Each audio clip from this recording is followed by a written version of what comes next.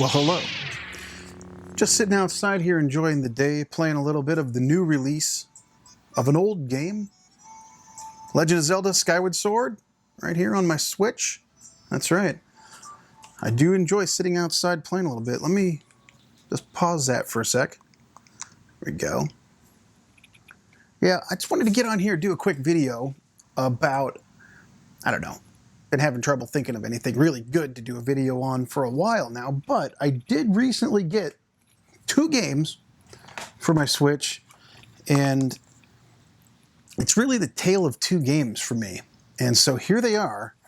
We're going to do a little bit of talking about these 2 right here. The Legend of Zelda Skyward Sword and Mario Golf Super Rush. So yeah, welcome back again. Thanks everybody for checking out the video. I know it's been a little while since I uploaded the last one, but having a bit of a case of writer's block. Just don't know what to do. Don't know what to cover. But anyway, going back to this game. This one I just felt like I needed to say something and get on here and talk about it for a little bit. So yeah, I'm a big fan of a lot of retro games from Nintendo franchises that have been going on for a long time. And these right here are 2 of my all-time favorite ones.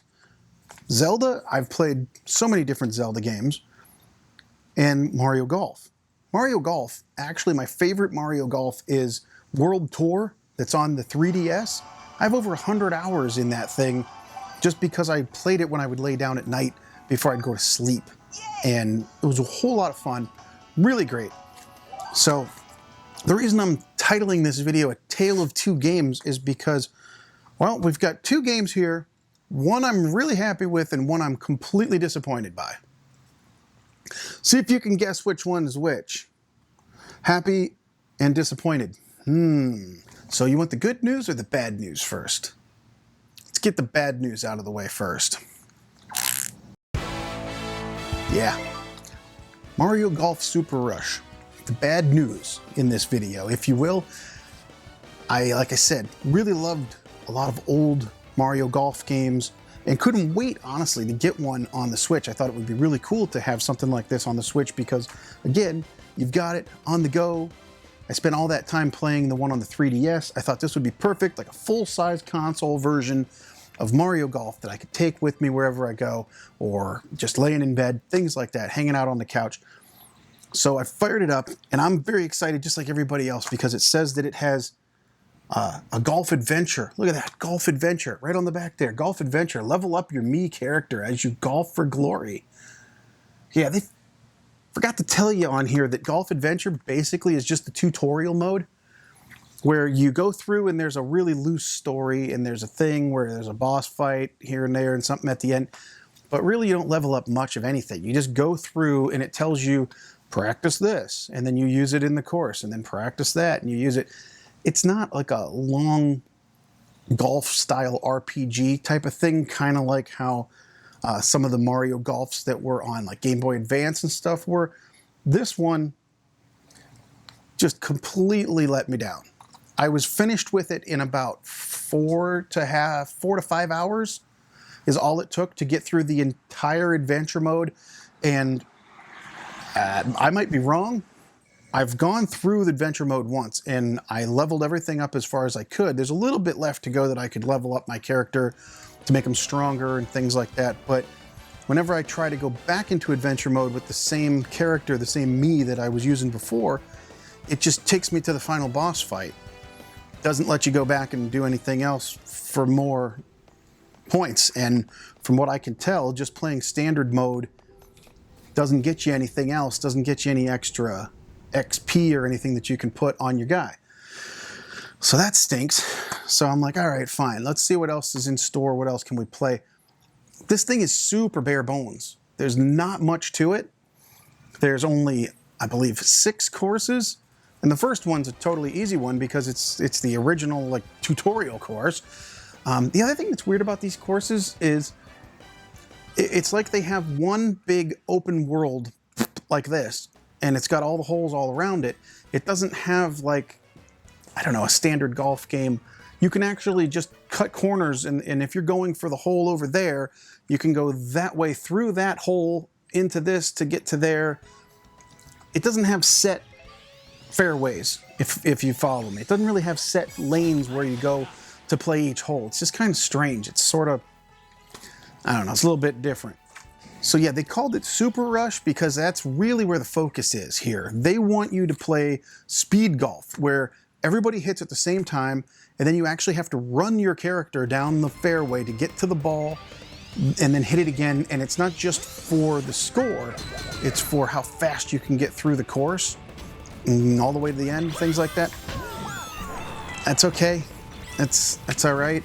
There's a battle mode, which is just one big, looks like an arena, and you run around trying to see who can put the ball in the hole the fastest, how many holes they can get. Again, doesn't really strike a chord with me. I'm not really in love with that either.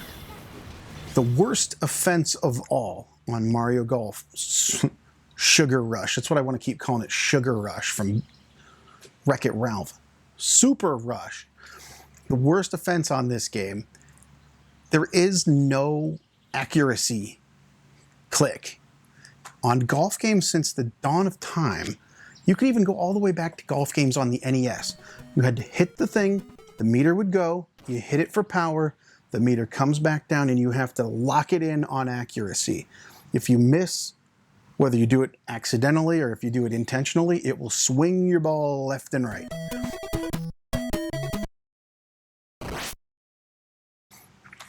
You don't get that here. They're going to do it for you. That sucks. Because half of the fun of these golf games is when you nail it. When you're like full power, bang, accuracy, bang, and the ball goes right where you want it. That's what's fun about the golf games. Not just hitting a button and then hitting it for how much power you want and then watching it just RNG, randomly generate which way the ball goes or if it's straight or not. So even if you get a hole-in-one on this game, it's not because you got a hole-in-one. You just clicked the button for power and crossed your fingers, and then it went. That sucks. So far, I've not been able to find anywhere where you can actually set your accuracy on this game. There's a meter where at the top it fans out like this. If you stop your strength or whatever, your power, below where it fans out, it will stay within the line and be pretty much accurate. But if you want to hit a really strong power shot, you risk swinging left and right. And there's no way for you to actually control how accurate it is if you go full power. It just does it by itself. Inexcusable. That just takes all the fun out of the game for me. I'm not happy with that. Mario Golf typically is a single player game. You can play with friends and stuff, but on this one, I think I figured out why I don't like it. This is built for online. This is built for multiplayer, online multiplayer. That's what it seems like to me. It's 100% an online multiplayer game first. It's almost like a Call of Duty. The story's there, the campaign is there, you get done with it in 5 hours, and it really is just a tutorial for playing against real people online. That's what this is. That's what this is. Disappointing? Yeah, absolutely. I don't like playing online against other people. I don't like playing multiplayer Call of Duty. And I don't really want to play Mario Golf online. Here's a great example. Here's the last mainline console Mario Golf. This one, Toadstool Tour, absolutely fantastic.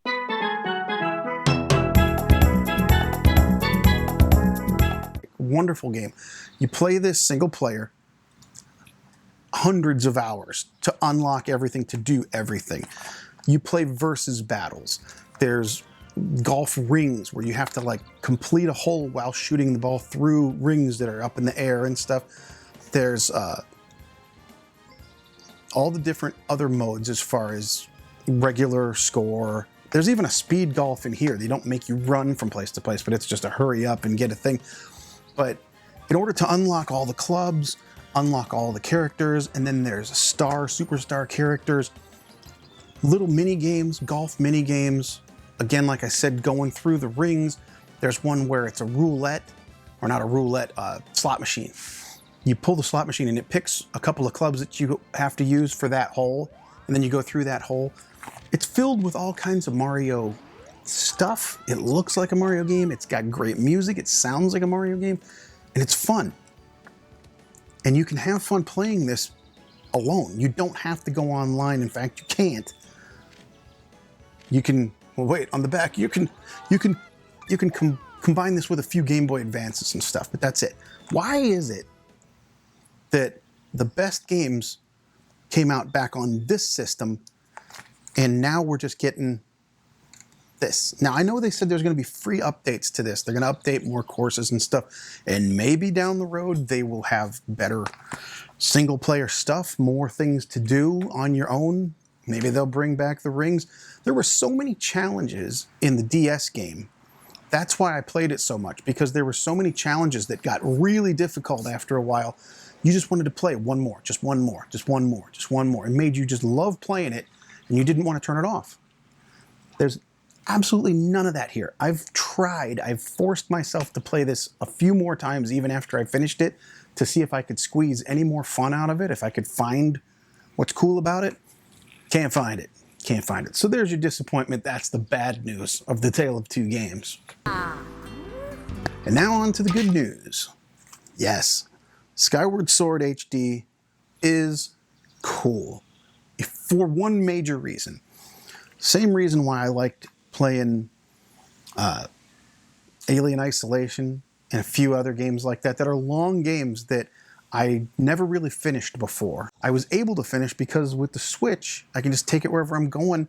I don't have to feel guilty about sitting in the basement all night long, avoiding everyone in the house. I can just play on the couch or whatever. So I actually got through the game. So I do have this on the Wii, and I could play it on the Wii U. I have a Wii U, but can't take that stuff with me all over the place. This, I can go from playing it on the TV, back to the Switch, go upstairs, lay down. Everybody knows how the Switch works. Cool thing about this, they went ahead and added button controls. They did make it so that you didn't have to use the Wiimote so much and do all of this. Problem though, everybody keeps talking about how it's got button controls and that's really cool. It's not what you think. It's not like you hit the button and the sword swings. You have to use the stick in the same motion that you used to on the Wii. Have to swing the Wiimote. You have to swing the stick. So if you want to slash down, you have to go down with the stick. So you find yourself going like this. Like if there's an enemy in front of you and you want to get it, you're just going like, you're jamming on this stick, making it go to slash the sword. So it's kind of button controls, but it's kind of not. I have gone through, gosh, about 8 hours of this thing already, and fought some bosses and stuff, and it's not bad. It's totally playable. Everything's cool about that, but just so you know, there really isn't button controls. You have to swing your sword with the stick. So that part I'm not really fond of, but this game came out back in 2011. This was the last mainline Zelda game that didn't come out for 3DS or for DS or wasn't a remake of something else, all the way up until Breath of the Wild. So we went from 2011 all the way up to Breath of the Wild. There was a long time there. I like this kind of Zelda. Some people complain about this one being linear. I like linear Zeldas where you go to a dungeon, you find the weapon that helps you clear that dungeon, and then it helps you get to the next dungeon where you find another weapon or item that helps you clear that dungeon, and so on and so on and so on. And so far, this game is scratching the Zelda itch, so to speak. You don't even get that in Breath of the Wild because it's so big and open world. It's all this new way of doing things. I can really appreciate the fact that it doesn't look much different than the Wii, but it's much cleaner, runs at a higher frame rate, and I'm happy to go ahead and play that one because it reminds me of why I liked Zelda in the first place. Breath of the Wild doesn't even remind me of why I like Zelda in the first place because it's trying to do things completely different, and I'm not a big fan of the new stuff. I'm having more fun playing this old remake from 2011 than I did playing Breath of the Wild, and I liked Breath of the Wild too. So there you go. I don't know if this video is making a whole hell of a lot of sense or anything, but if you want to play a good Mario Golf game, play this one. If you just have money to burn, just burn it. And don't get this unless you really like playing online golf. Now, hey, maybe they'll update it. They promised they would. I sure hope they do, because as of right now, I'm kind of done with it. I've played through the story mode, and that wasn't all that exciting, and now I'm just not... Might be okay to play with your kids or something. That's about it. And this one, Zelda, I plan on going through and completing this whole game, going all the way to the end and finishing it off. Right there you go. So there's a tale of two games. There's other stuff coming out, other games that I'm playing, and been going backwards a little bit. Been playing a little bit of Fallout New Vegas and just a bunch of old stuff. The new stuff, again, I've said it a million times, the new stuff just doesn't seem to be exciting like it used to be.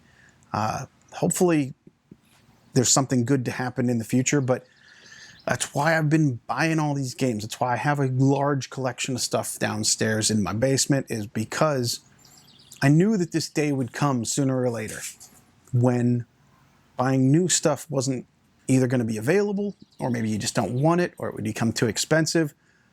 Check, check, check. Too expensive? Yes. Don't want it? Yes. It's not as much fun? Yes.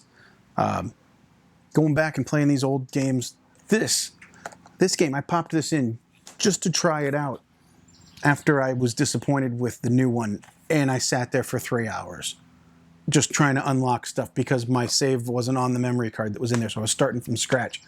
That's fun. So anyway, everybody, I just wanted to stop in real quick and do a video, say hello, and tell you about these two games I've been playing, how disappointed I was in golf, and how I'm having a lot more fun than I actually expected playing Zelda. So, till next time, remember, you never outgrow video games. I am going to go ahead and turn this back on, sit out here in the lovely weather, and continue my adventure with Link. So long, everybody. Hey, thanks everybody for sticking with me and watching the entire video. I hope you liked it. The best way to help out the channel is to leave a like, leave a comment, and tell your friends. If you'd like to support the channel further, there are links in the description. But otherwise, always remember that you never outgrow video games. My name's Chad the Gaming Dad, and we'll see you on the next one. So long, everybody.